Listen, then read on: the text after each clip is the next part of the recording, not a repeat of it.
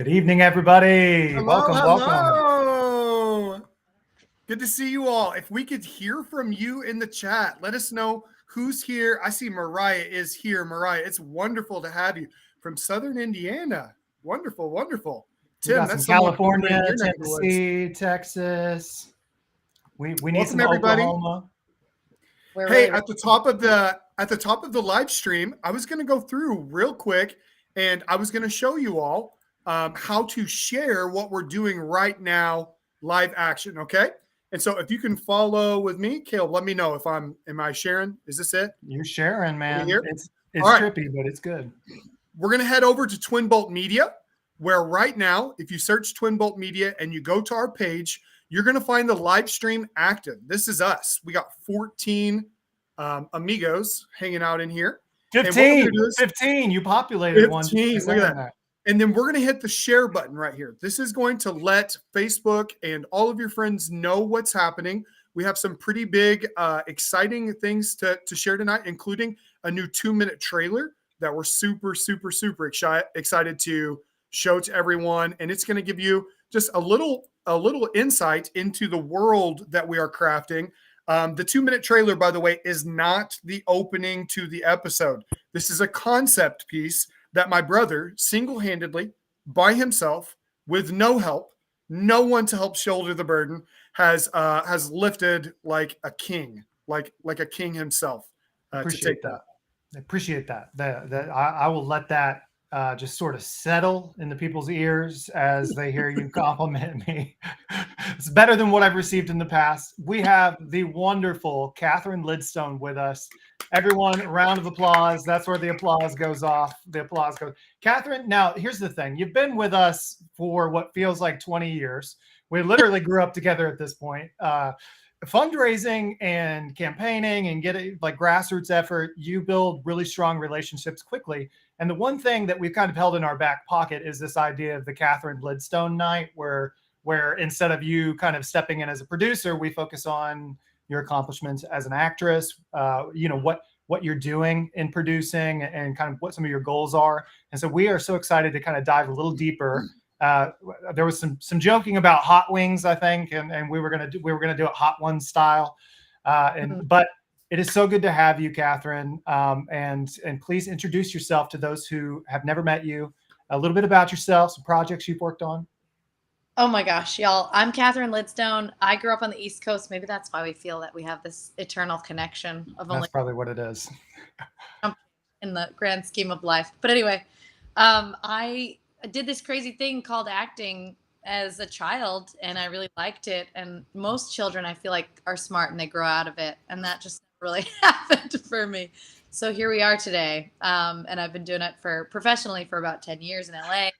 And meeting you guys was awesome. I just felt like it was such a cool project, and I've had a very privileged life in terms of getting to work on things that I feel passionate about or that are, illuminating to me in some way. And before I would say David, I would say like I always tried to learn something from a project, and with this project, I feel like I get to, of course, learn many things I didn't know, and also get to explore my faith more, which has been a really cool highlight of working with you guys. So thank you for that.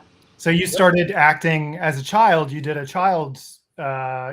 project as a child. You did a child project. So many children projects, but it was mostly because that's all you can do in New Hampshire. Growing up, you can just join community theater and do New Hampshire. What was one of the projects? So I think this was my very first job. I auditioned. Of course, I sang The Hills Are Alive by Julie Andrews and The Sound of Music. And I auditioned for like The Wizard of Oz or something. And I ended up singing in the orchestra pit and playing a jitterbug.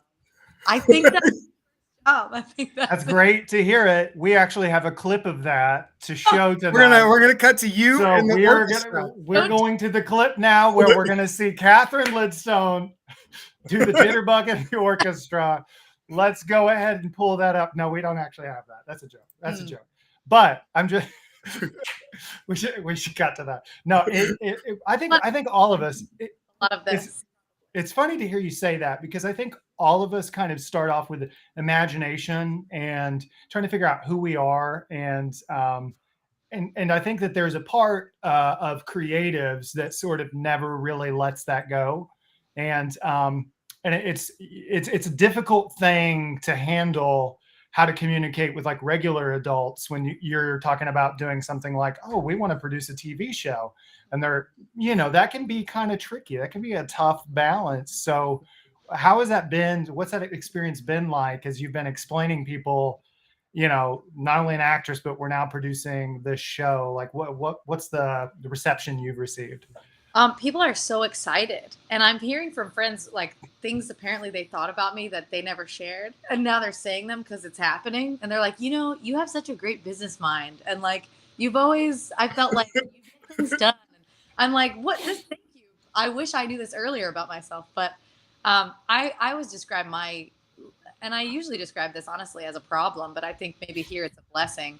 My personality, I feel frequently, is sort of like a type A and a type B that are consistently at war with one another. And I think maybe just the point of life for me might be finding the balance between those two. But that's a wonderful opportunity to be able to do that in this capacity. And so coming on board, I think producing it comes naturally to me in the sense of like, I've always sort of been a leader. I've always wanted to help others. I've always wanted to get things done, solve problems. And I think that's where your producer mindset sits in. And then your actor mindset is like really just that moment to moment connection, living in the moment, experiencing things as a human does. So I think, a perfect world, I'd get to do both. And that's sort of with you guys. So I'm really a lot of times, Caleb, if I could kind of take the next one, and I know we have a general idea of how we want tonight to go, but a lot of times people that end up in performance are just habitual people watchers. And so one of the questions that I kind of had on hand was, what were the moments as a child where you caught yourself just kind of watching, whether it be people in your family, kind of idiosyncrasies? Maybe you have an aunt that does something funny with her nose and you found yourself mimicking it. Or an uncle that made a certain noise, and then there you are kind of copying the noises. What were those people watching moments from childhood? It's funny. I remember like being in middle school and like hearing there was like I don't know if they were considered nerds or just like sort of ostracized a little bit from the natural social tendencies of middle school life. But they were students, and they would sit in the back of the pep rallies, and they would literally tell me how they just love to sit there and watch people. And I was like, that's crazy to me. Like, I just want to live life. I don't want to watch other people live life. So, but I think what you're referring to is actually closer to what my experience has been, which is I noticed at a very early stage of social development that instead of hearing what someone was saying to me, I was very caught up with how they were saying it. Yes. And like their facial expressions, it would be distracting to the point of like, I wasn't even sure what the conversation was about because I was so focused on how they were delivering this information to me and how they were behaving and how they spoke, and how their body was being carried, all the animation of their face and their hands. And so I think that's probably a clue for a young performer. If you're obsessed with that kind of thing, it's probably for a reason. So I probably would say about my family, like they all have quirks. And like when I first started doing comedy, I started imitating my aunt Renica, who I love very much. I call her my aunt. She's not directly an aunt, but she's just hilarious. And like the way she talks is hilarious. The way she does things is hilarious. And just, she's very loving and kind and amazing. But she was a really fun, and I've always tried to imitate my grandma because I love my grandma so much, but I just can never get my grandma's accent perfectly right. I'm going to keep working on it. I have a great, my grandma Judy. I have a great impression of my grandma Judy, and this is from a 3-year-old. We were 3-year-olds at the time, and she's saying, "Kyler and Caleb, what? Say hello to the camera, Kyler and Caleb," just like that. That's exactly how she sounds. Say, we love each other and we never fight. We love each other and we never fight. That's, I mean, gosh. Grew up in Southern Illinois, man. And I tell you what, you could hear the dueling banjos from Kentucky where we grew up. Most people think it's like near Chicago or something. Heck no. Nope. South as could be. I mean, Muddy Pennsylvania. This is what Absolutely. Okay, so I have a follow-up question, Caleb. Oh, sorry, Catherine. I think I stepped on you there. Your audio cut out. You guys my mind when you said there's literally a place called Muddy. I was like, There certainly is. There certainly is. Not just a place. That's where we were reared. Okay.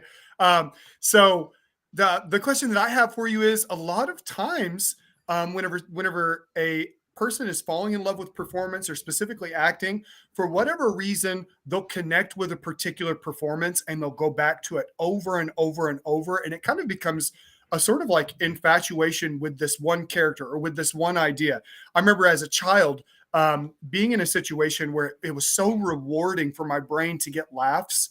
I remember trying to copy Jim Carrey and the way his head would move in Ace Ventura, or the kinds of things that he would say. And so that was whenever Jim Carrey was like, I mean, he was the comedian on the floor. What is that VHS that you put in over and over and over as a kid? If you watched VHSs, possibly not. But what is that one performance that kind of stands out to you as the performance that you can watch on repeat? it's probably any of these, which this is an Audrey Hepburn anthology series. Oh, And wonderful. I will just tell you, growing up watching like Funny Face, this set has like Breakfast at Tiffany's, Sabrina, Roman Holiday, Funny Face, Paris When It Sizzles. Like, I loved her, and I loved Katharine Hepburn. I don't know why I was obsessed with the Hepburn sisters, but it would probably be them, and it would also be this Indian actress. She's a Bollywood actress who I just adore. I've never met this lady, but if I did, I think I might explode.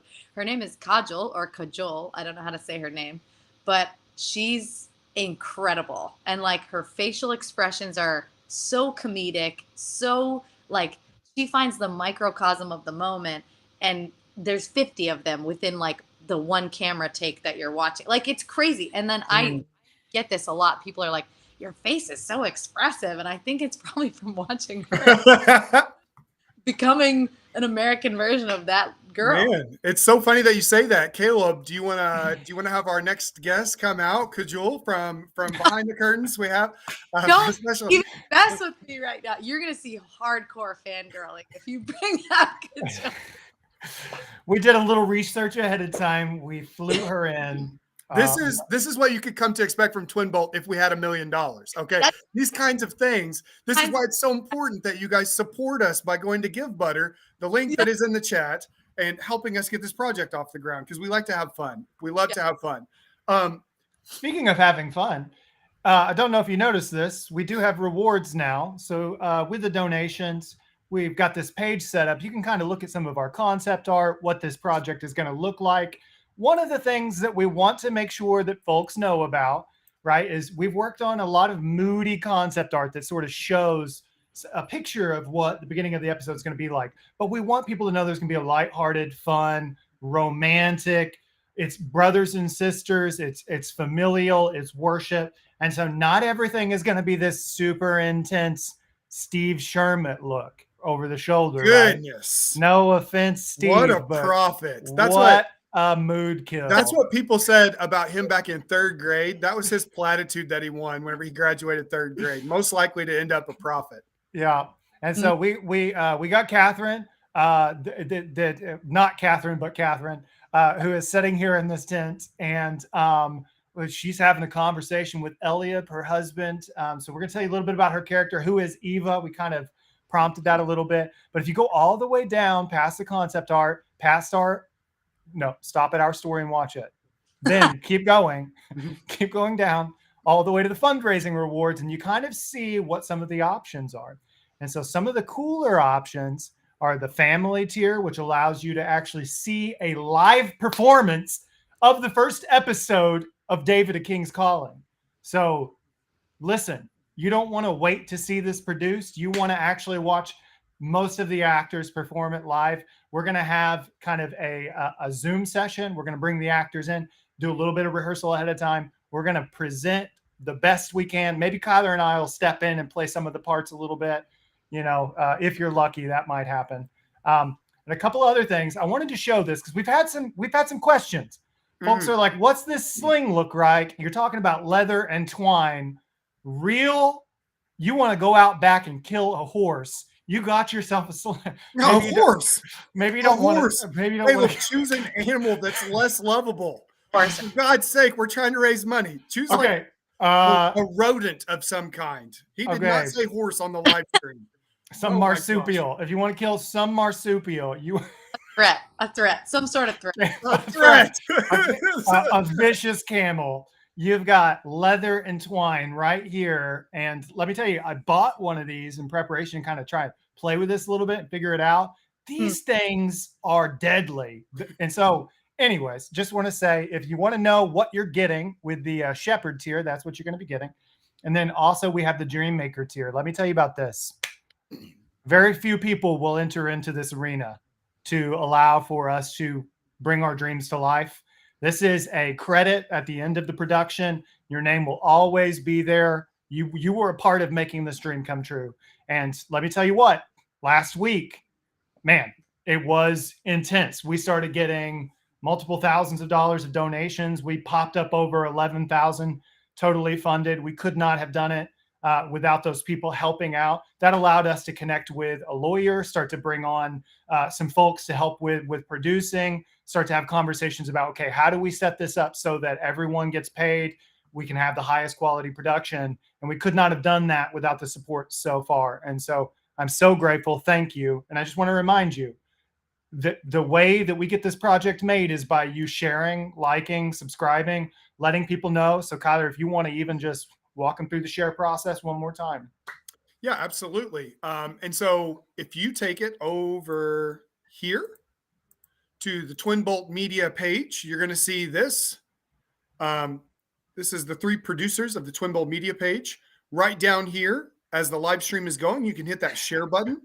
And as you do that, it's going to go live on your page, and your friends and your family members and your coworkers that for some reason added you, but you don't care for them too much, are going to see it. They're going to learn a little bit about what we're doing, and hopefully maybe they'll fall in love with this story. Maybe they'll invest. Maybe they'll come to love Jesus with the story of David. Speaking to that, I really do want to make something clear. Maybe your coworker is a horse that you don't like. My gosh. We have not given up on the horse. We're going to get a cease and desist from PETA after this. I can feel it. All of that money that we've raised is going to legal fees. So continue. Yeah. Caleb, no more horse. Okay. So one of the things that I think is really important to talk about, because as we talk about making, this project, the real kind of heart of it is that people would be able to see and fall in love with the characters of the Bible. And one of the things that we really love about choosing David as a character is he foreshadows the person of Jesus Christ, the king that is to come. And so we are telling a very honest depiction of David. The tendency in the past is to either create him as this like warrior that's kind of blood hungry, and although there are certainly moments where that's a part of his story, or to paint him as this kind of plucky teenager that can do no wrong. The truth is probably somewhere in between. There are moments of physical excellence, moments of grave sin in David's life. We know from the life of David that the reason that he's called a man after God's own heart is not because he's pure. In fact, God even says he's not going to be the one that builds the temple later on because of all of the blood on his hands. The reason that God says you are a man after my own heart is because of his heart for repentance that we see all throughout the scripture, his ability to get to God and say he's sorry and truly turn from the wickedness and the sins of his life. And so one of the key elements that Caleb and I are really honing in on in the character of David is his ability to repent, his ability to get close to Jesus, his ability to have a tender and a soft heart, even in light of gross sin. And so, Craig, that's all right. Amy, thank you so much. Demetrius, telling jokes. We love it. And Julianne, I've shared the Independent Christian Film Festival pages, been directing them to your page. Thank you so much, Julianne. And you know what, Julianne, I have seen you sharing and sharing and sharing. So I'm going to tell you right now, there's a little something happening behind the scenes with some pottery. We're going to have some cups, some clay pottery on set. I'm guaranteeing that I'm going to send a personalized version of one of those to you, just because I have seen you behind the scenes sharing and being so supportive. And that's what we need in order to move this project along. And so, Caleb, without a further ado, I was thinking, let's kind of no more horse playing. Okay. No more horse playing. Boy, you're really beat it. I won't say it. Okay. He was good. You're No. gonna say beating a dead horse. You're gonna say it. You were wasn't. gonna say it. I wasn't. You were gonna say it. I think we're ready for trailer number 2. Catherine, we are professional. We'll get it together. We have more questions for you, but I would love to see the 2-minute trailer. Caleb, can you set it up? Just saying, ever since I talked about that horse, we've gone up 5 viewers. So clearly something is taking place here. Maybe it's God moving. It's the power of Jesus himself. Who knows? I it could be anything. All right, let's talk. Sorry, go ahead. What, Catherine, what? Said Alistair's over here losing his mind at how funny this horse chat is. But I love it. I can't wait to see the trailer. Let's Quit do the it. horse chat. That sounds like something I would have heard growing up too. Quit the horse chat. Get back to work. All right, 30 viewers. Guys, we are trending in the right direction to break our all-time high of 41 Horse, viewers. horse. 42. Okay, but be serious. So we're serious now. Listen, this trailer is a concept trailer. I think really what we're trying to do is we're trying to give an essence, right? We're trying to talk about some of the vision. Caleb Washington just posted an emoji of a horse. Listen, we've moved on, Caleb. You got to know when to let the joke go. Caleb was in our first short film, the 10th. I forgot what the name of it was. We're grateful to have you there, Caleb, and good to have you here tonight. So we're going to reveal this trailer. Now, listen, this is one thing that I want to say is this is a just an approach to try and present the best of our ability. Okay. I'm going to get through this. The best of our ability. Caleb? I can do it. Okay. I just got to hide chat because these folks, they know what they're doing to me right now. And this is very hard session now. They're just launching jokes and breaking us. So this trailer is really just trying to present a little bit more of the visuals. We see this first episode starting out, and it is conceptually intense. It's very visually striking. And these are just this is just a concept piece to put together, 2-minute concept piece. This is not the actual project. I've heard many people saying, I can't wait to watch this when it's out. Like we're in crowdfunding. So we are hoping to produce this. We hired a model, Antonio Urrutia, to come in and help us out. He did a fantastic job. You're going to see his performance here. He is a actor at the School of Theater in State College. We are so thankful for Antonio, but we haven't hired multiple of the cast yet, and so we are making do. We are grateful to have Steve Sherman's wonderful performance with the voice acting layering into this, as well as a little bit of green screen work to kind of try and show you what this could look like right off the bat in the first episode, where we see Samuel the prophet start to have a vision of God telling him he's chosen another. And so this is just a concept piece. We're very excited to show this at this point. And afterwards, we would love to hear your thoughts and kind of just take a moment to respond to what you all think. So without further ado, the first 2-minute concept piece for David, A King's Calling.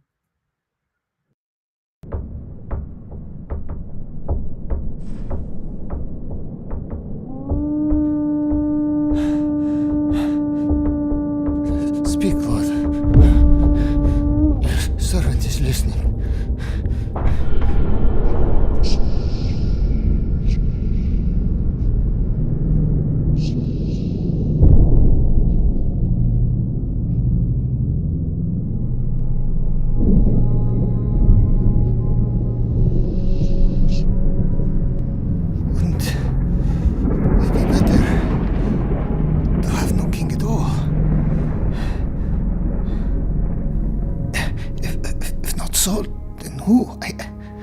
I don't understand.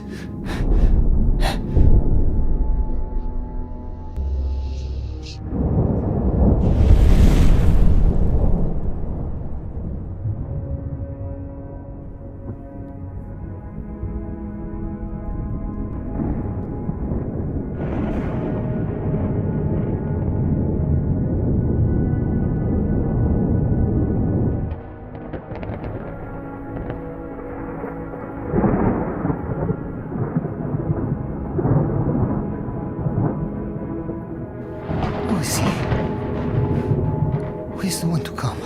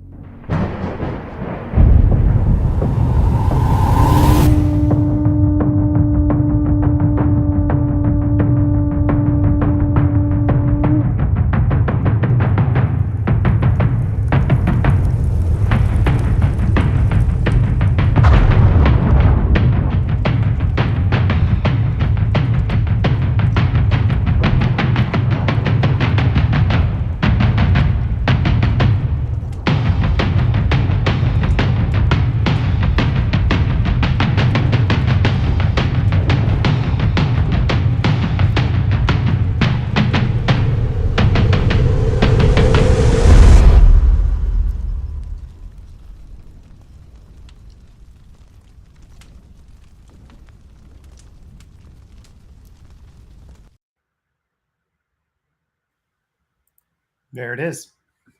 There it is. There A it is. little overlay action now. We'll bring you all back. Mm-hmm. So now, as I said, that's very intense. And I think that we want to present a very intense presentation of what God could have been speaking to Samuel in the moment, so that we can jump right into the intensity of the moment of the failure of King Saul, the intensity of the people needing a king, and really God saying, hey, listen, I'm going to put somebody in power, in authority, that's going to make things right. And it's going to be a little boy, and we don't know who he is yet. It's kind of obscured. You know, it's kind of hard to see. And we see essentially God's anointing in the form of this sword that comes from the sky. David grabs that sword and he lights essentially this wooded area on fire just with his presence and God's presence, and he's ready for battle, right? So we're going to some of the scripture there. He trains our hands for battle and our fingers for war. Some different things that I think are really important whenever we're looking at the person of David. But again, we want to be very clear. David is a worshiper. He's going to be out in the field with sheep, right? This is a vision sequence at the very beginning of the first episode that's going to hopefully catch people off guard in a good way. They're going to be saying, whoa, what is this? This is intense. Right. This vision is impressive. It's gonna cause hopefully a lean forward and trying to figure. And then Kyler's script, he kills it. He kills it because we come right out of this vision, and it's one of the funniest situations you've ever read or ever seen in a show. It is just comical. And so the levels here are: we're going to start off very intense, pressure, God just moving on the prophet Samuel, and then this hilarious moment right after it. Yes. So the sword is a representation of God moving his spirit onto David. Absolutely. And I love, so now where's our 3-minute clip? Caleb, are you on that? Are you on the 3-minute clip? Is it time? Now, to be clear, I'm seeing, I love the Muppet walkaway. That's one of my favorite.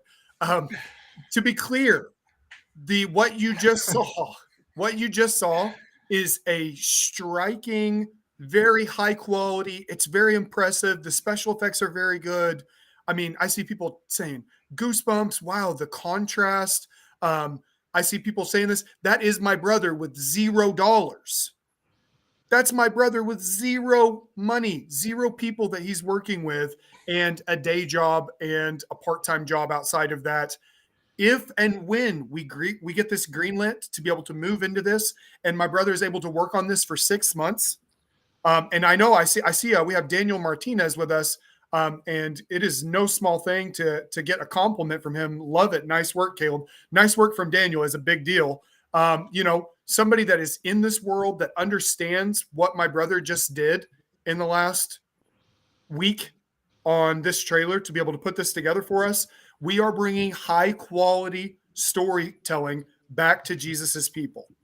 That's the heartbeat here. We are taking excellent high level talent, high level storytelling. What my brother just said is absolutely correct. The levels in this story, there are heartbreaking moments, there are sad moments, there's beautiful moments between a mother and her kids, between Jesse and Nitzevet. And one of my favorite characters that I hope to be able to discuss and describe a little bit more with Catherine is actually a character that we invented. And I know that some Bible purists are going to be at our throats over this, but The absolute truth of this is that not every character that was in the Bible is listed in the Bible. We don't hear from everyone. And so, there are characters that are in the margins. Is it likely that David's brothers would have been married? Absolutely. Absolutely. And they probably would have been married young. And so, as we're thinking about this and what kind of characters we want to bring on, we have the thought it would be really cool to depict a family outsider trying to figure out how to get in and sort of, on the outside. And that's where we come up with the character of Eva, who is married to Eliab, who is David's older brother. And so thank you, Cindy. Demetrius, thank you so much.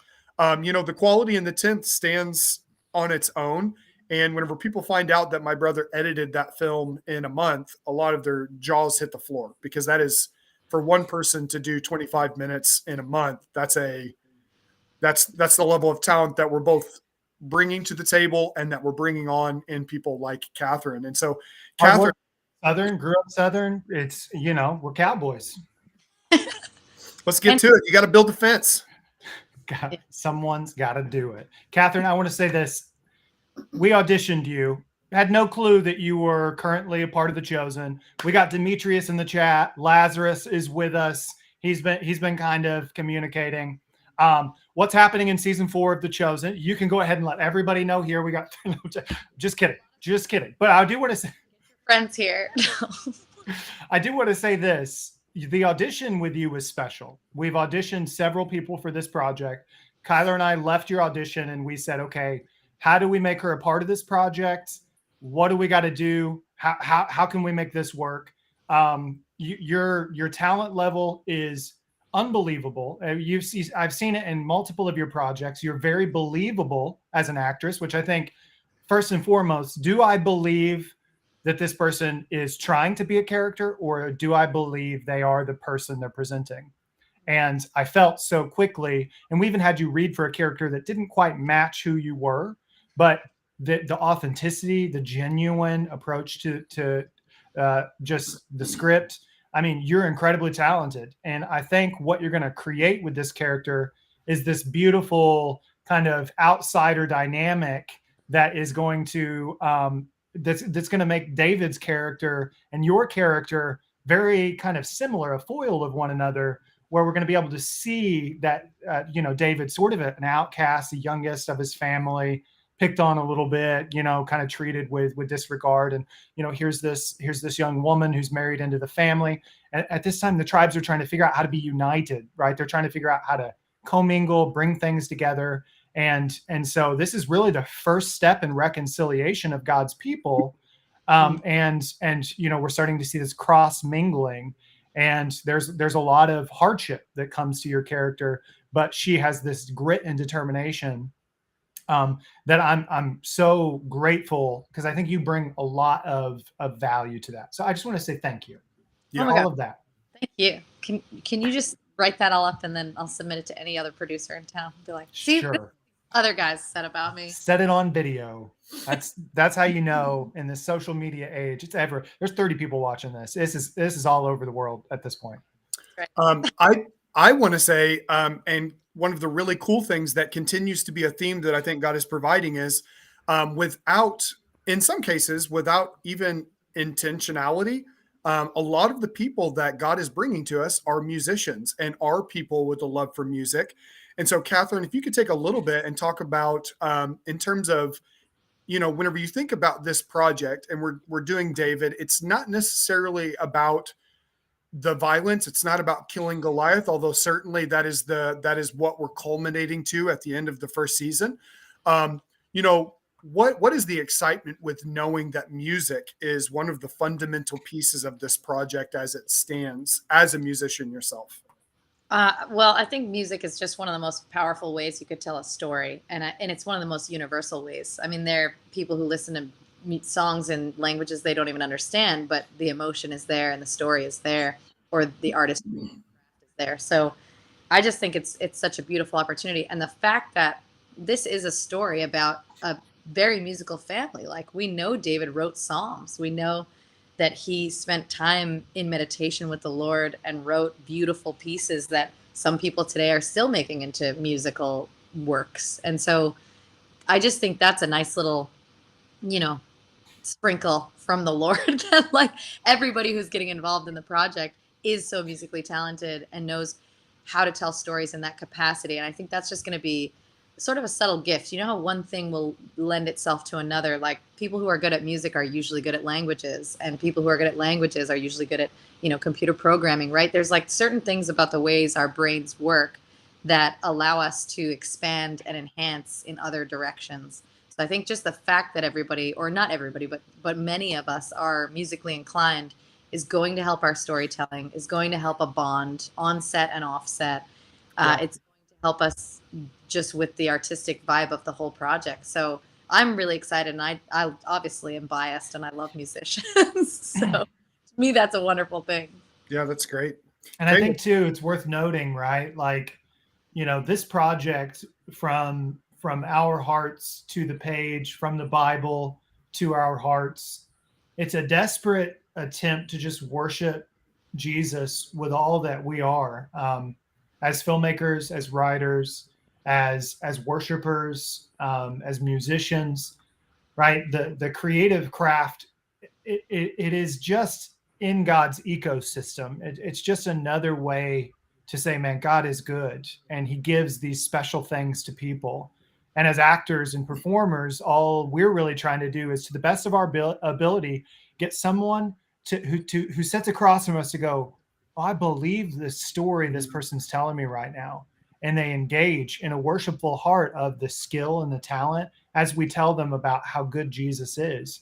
And, you know, we don't get this project done if we don't have people attached to this project who are praying for us, people who are giving out of whatever abundance they might have, people who are supporting our project through prayer, people who are coming in mindfully, worshiping themselves, giving thanks to God. Anytime something new pops up that is light in the darkness, we want to be light in the darkness. We want these stories that we tell about David to shed light on the truth of the gospel.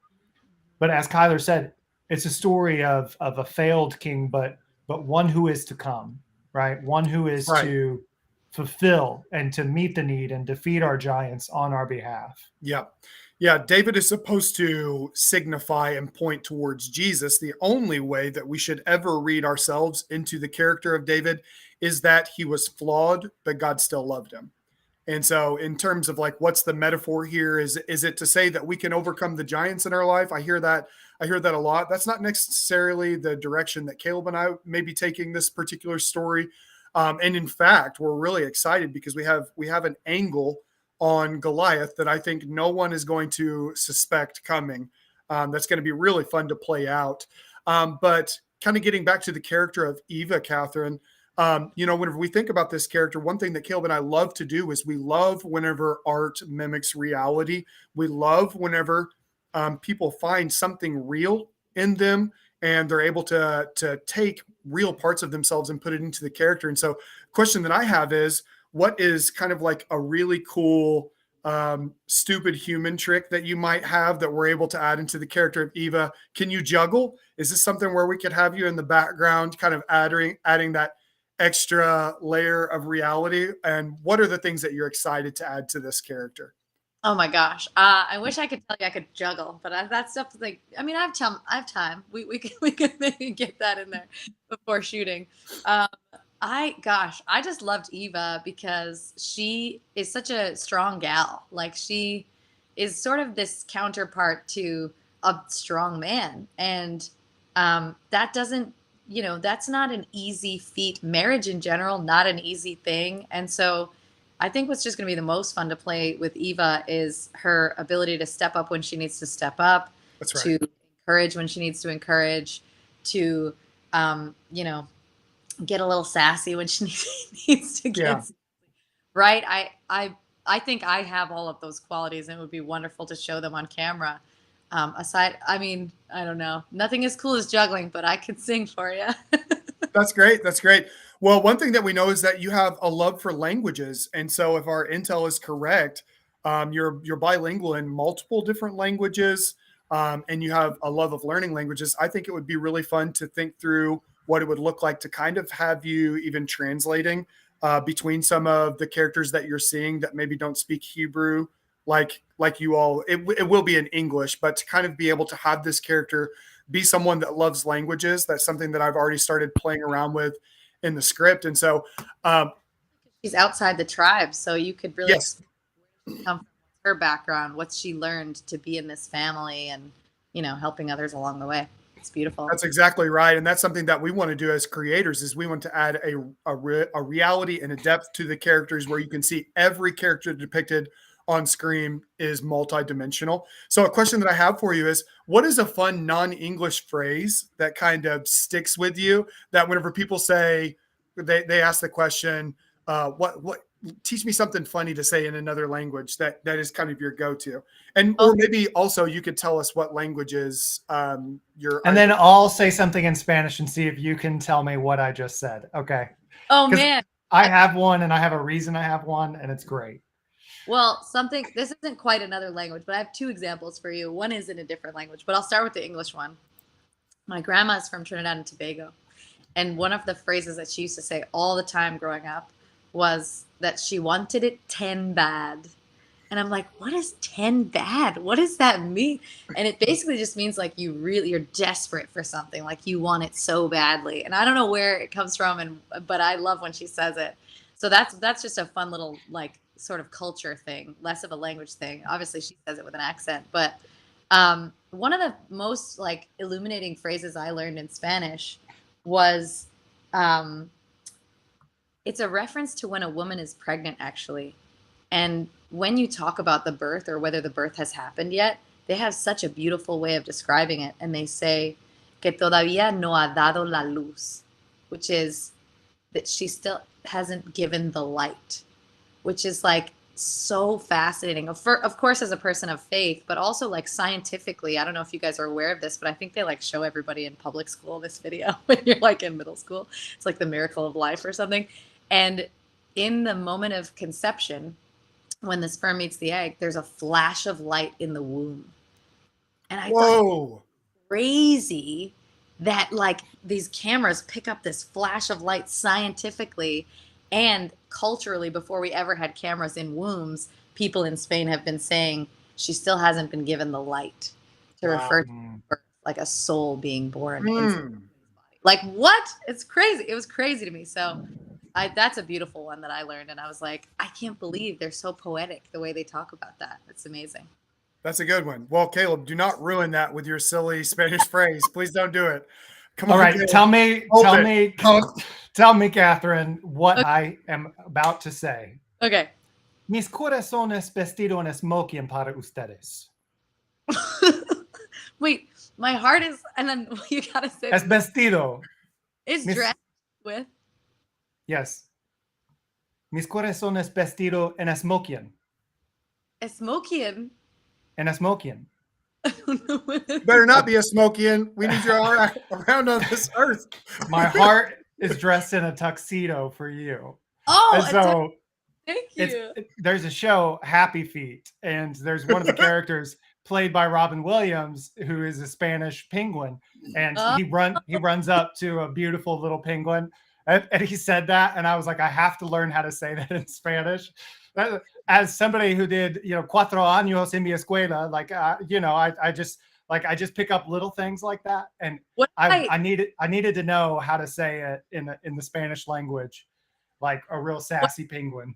I'm just like really curious if you guys asked me all these questions and then like my answer to you was like, there's this really cool phrase in Spanish, la biblioteca.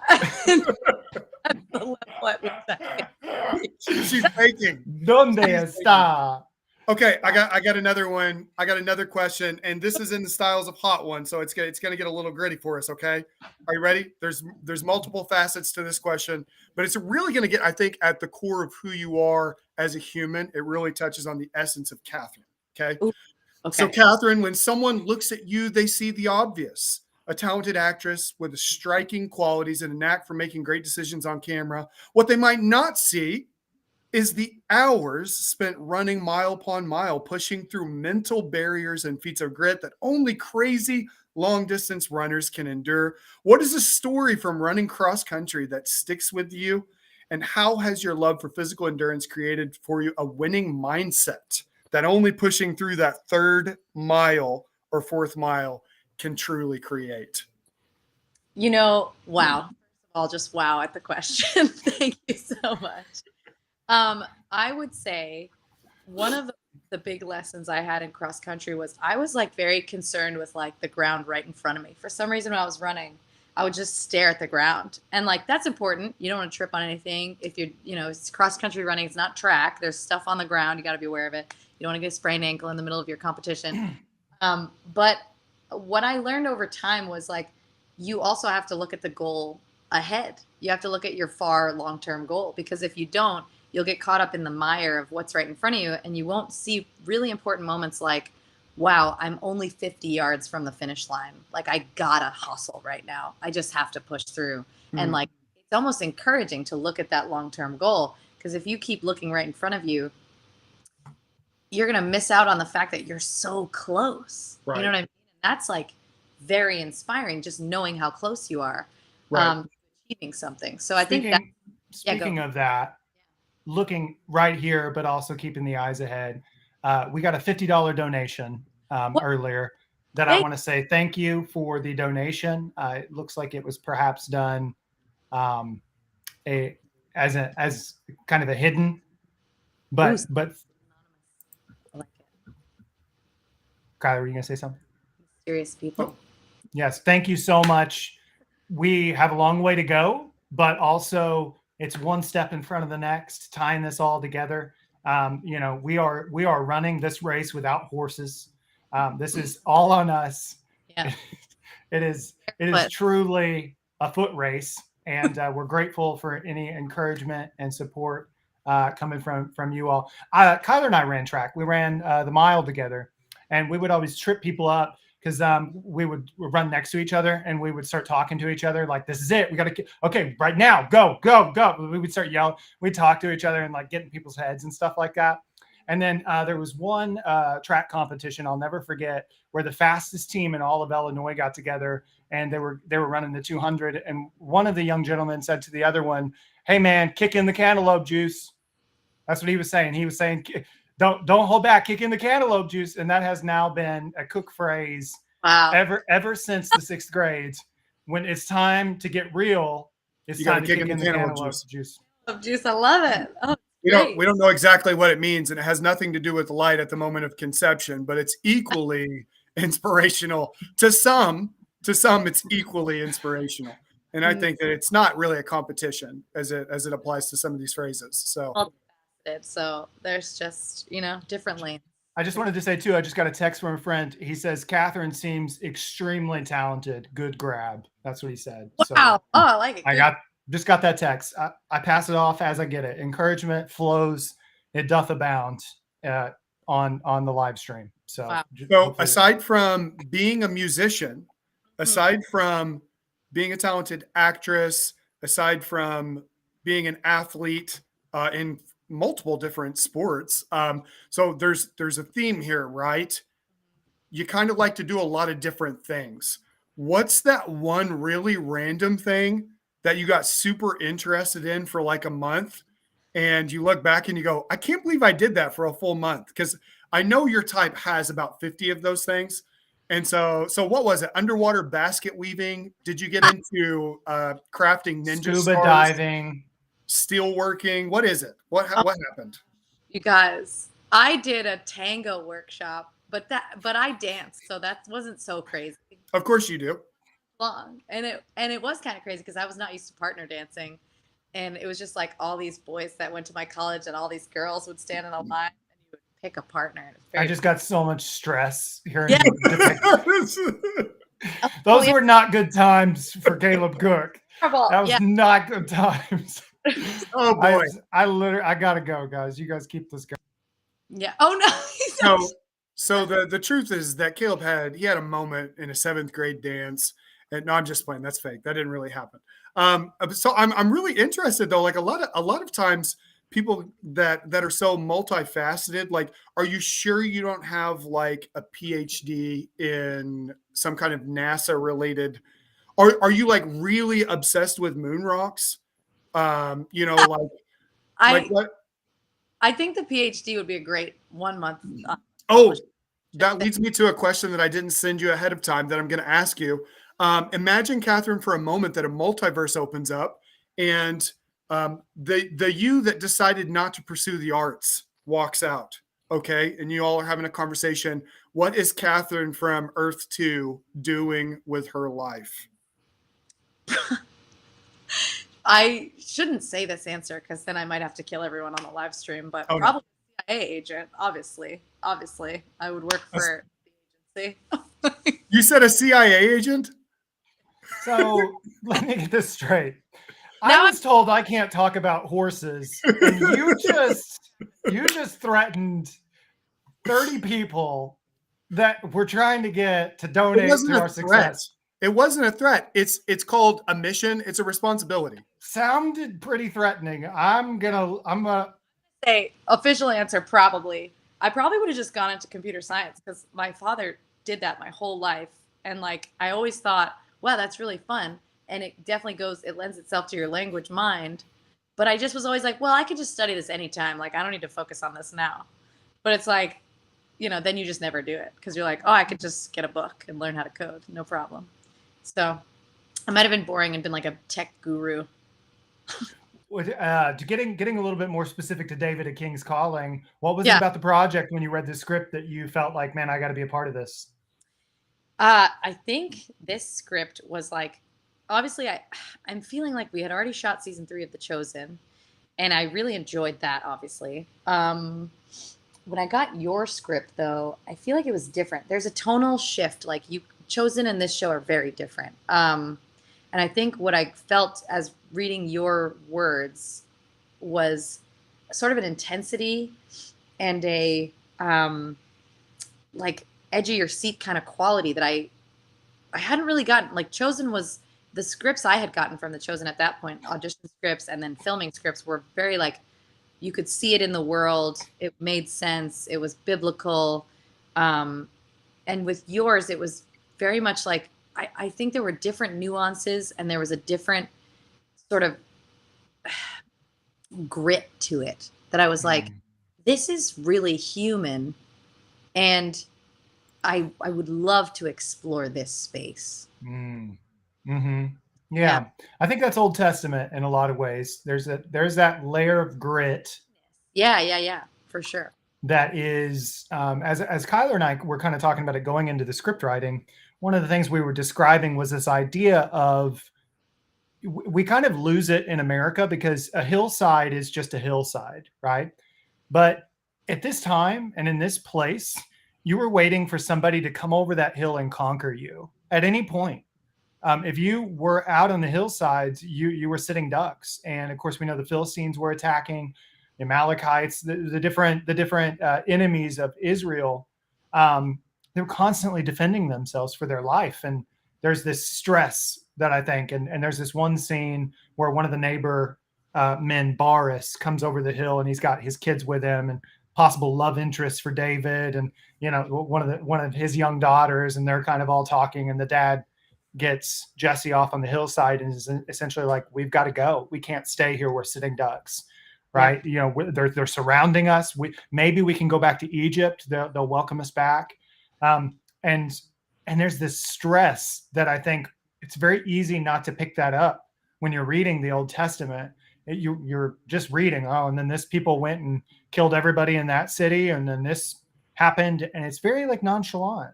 Yeah. And I think trying to bring these characters to life in a way where we can sense and understand the unit system and the familial system, that was a big part of it. And I was really grateful. And, we just got a compliment today from someone in LA that is an agent that really enjoyed the script as well. We're really looking forward to continuing to tell people bits and pieces about it. What's something that you want people to know about this character, Eva? I think Eva is just kind of an admirable gal. I think she handles situations when they arise. She's not afraid to deal with it in the moment as it's happening, step up. I think that's going to be really inspiring for anyone to watch. And of course, as a woman, I'm like, women are going to love that because, a lot of us like grew up in the era of Hollywood where women were accessories to men, or women were like totally helpless in any moment of crisis and would start instantly panicking when anything happened, which doesn't actually make sense for most of the women I personally know, but also specifically, the Bible is rife with powerful, intelligent, hardworking women.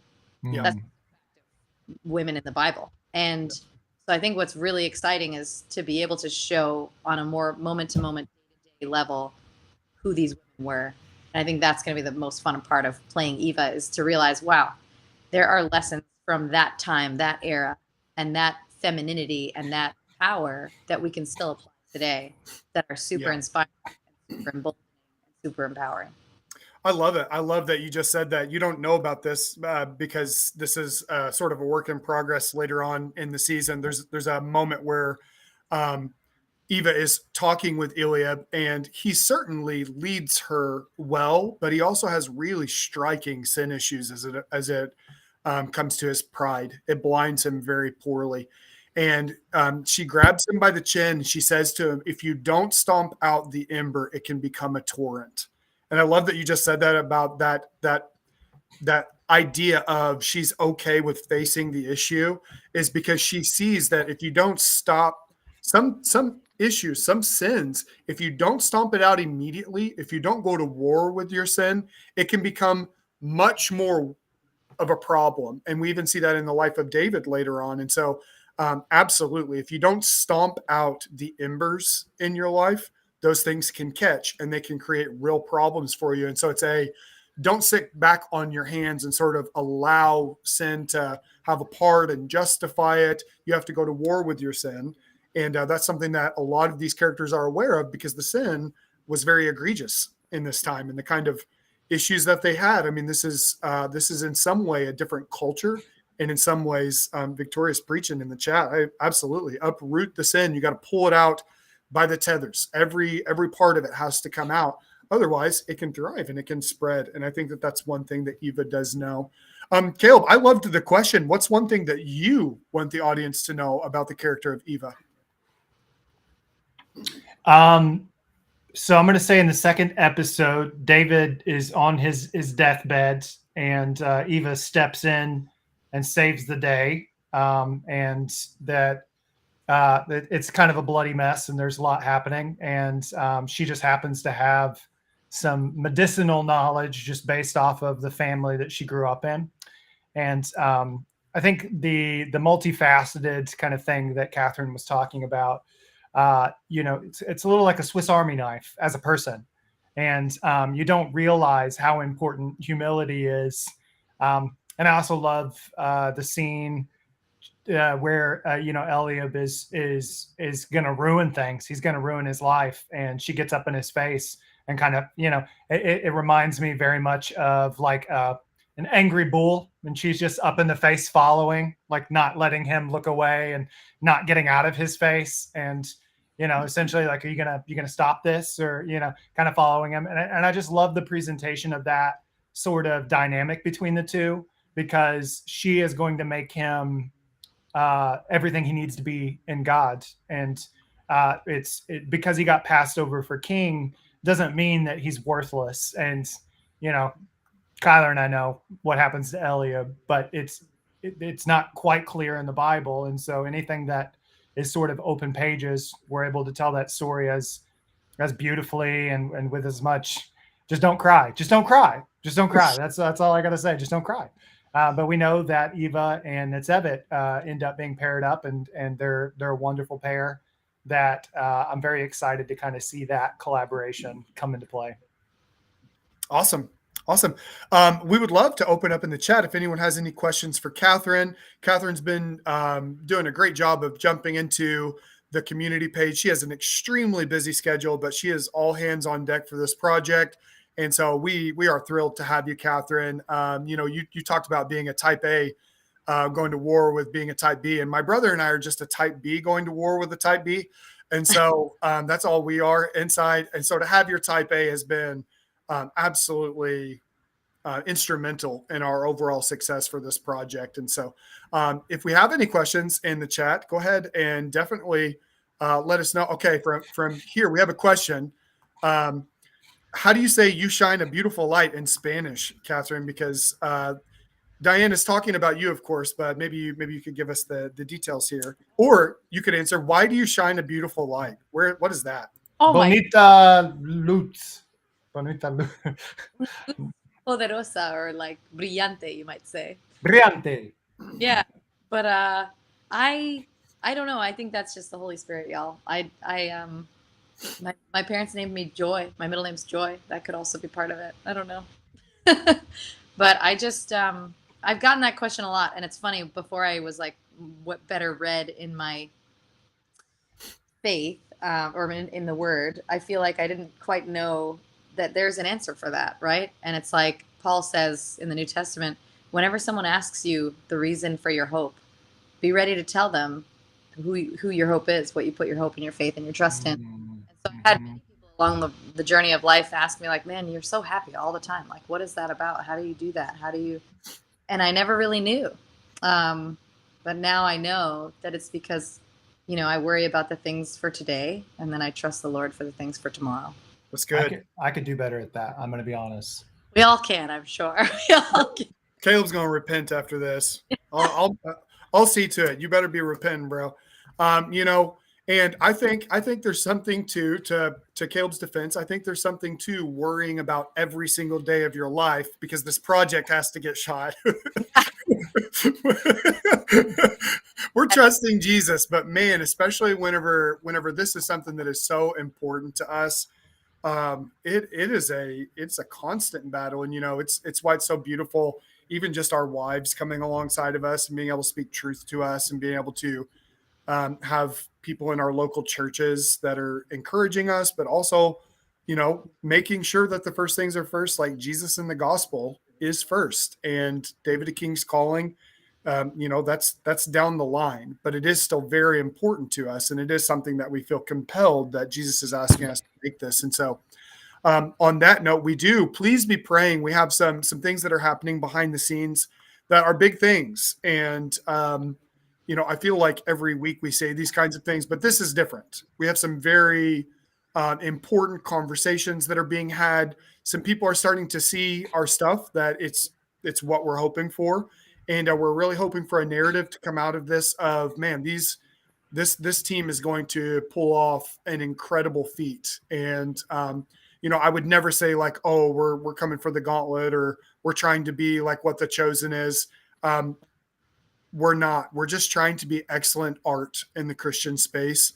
And if we land somewhere in the midst, and people are inspired by this, and people look to the Bible, and people want to know more about Jesus, and they want to know more about David in the Old Testament, who is this young man? I think that's a success for us. And so, Caleb, signing off, do you have anything that you would like to leave us with? Maybe another Spanish phrase about tuxedos, anything, no horse conversation at all in the sign off. That's your challenge. I'll give you $10 if you can avoid that. I'll Venmo you right now. ¿Cómo se dice horse en español?